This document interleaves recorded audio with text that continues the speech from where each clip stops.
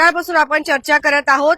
बदलापूरमध्ये झालेल्या अत्याचार प्रकरणातील जे काही संशयास्पद आरोपी आहेत त्यांना स्वीकृत नगरसेवक पदासाठी संधी देण्यात आली होती आणि त्यानंतर त्यांनी राजीनामा देखील दिला, अशा देखील आपण जे माहिती प्रदर्शित केली. यानंतर आपण बघत आहात की हे जे काही बॅनर लागलेले आहे शुभेच्छुकांचे, ज्यांना शुभेच्छा दिल्या जात आहेत, हे बॅनर जेवढ्या फास्ट पद्धतीने लावण्यात आले होते अद्यापही ते बॅनर जे आहेत ते काढण्यात आलेले नाहीयेत. आणि या संदर्भात आपण जर बघत असाल तर ज्यांनी शुभेच्छा दिलेल्या आहेत ते देखील आपण बघूया की कोण आहेत. म्हणजे ऍडव्होकेट पासून तर उच्च शिक्षित जे आहेत सर्वच यांना शुभेच्छा देत आहेत. खरोखर कुठल्या दृष्टिकोनाने जे आहे वाटचाल सध्या बदलापूर शहरात सुरू आहे हे बघणं गरजेचं ठरत आहे. जेवढ्या शुभेच्छा जलद गतीने दिल्या गेल्या होत्या, आता राजीनामा दिल्याच्या नंतर तेवढ्या जलद गतीने हे बॅनर हटवले जातील का बदलापूर शहरातून, असा बदलापूरकर जो आहे ते प्रश्न विचारतायत.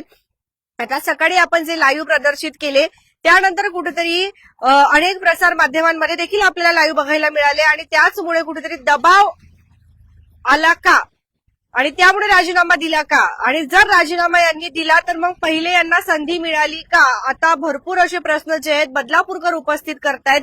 आणि बदलापूरकरांच्या आक्रोशानंतर राजीनामा मिळालेला आहे, मात्र हे जे काही बॅनरबाजी अद्यापही आपल्याला बघायला मिळते, हे बॅनर्स आता निघतील का, आणि निघतील तर कोण हे बॅनर काढणार, ज्यांनी हे बॅनर लावले तेच काढणार की दुसरे कोणी येऊन हे बॅनर काढतील की कुळगा बदलापूर नगर परिषद येऊन हे बॅनर या ठिकाणावरून हटवेल, हे बघणं आता गरजेचं ठरणार आहे.